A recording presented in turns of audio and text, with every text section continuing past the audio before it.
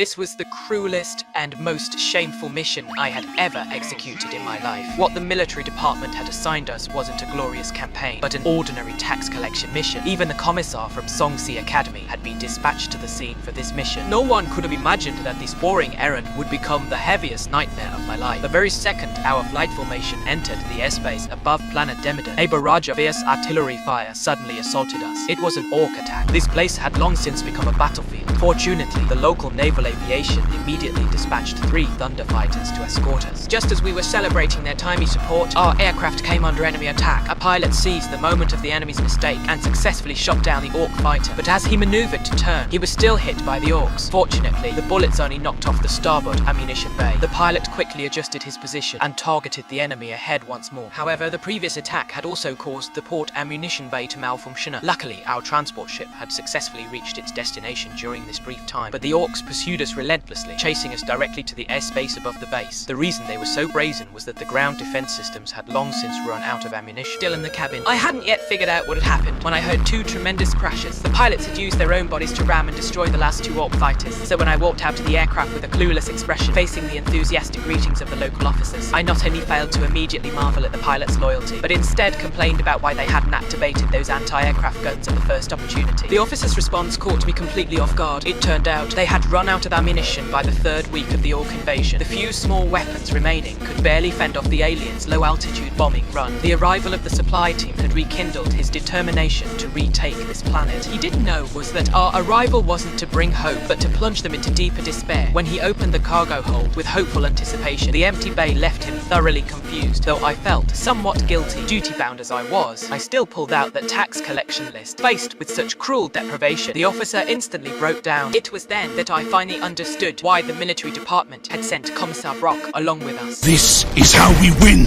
You cannot believe that. You believe. What does that matter? This is about duty. Your duty. And you will fulfill it.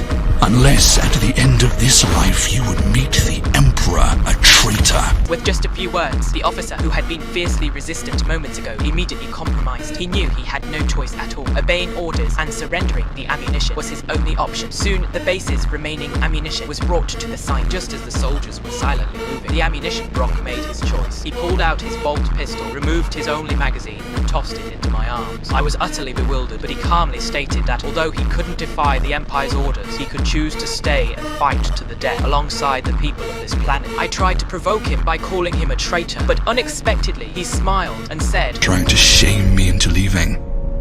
You would have made a fine commissar.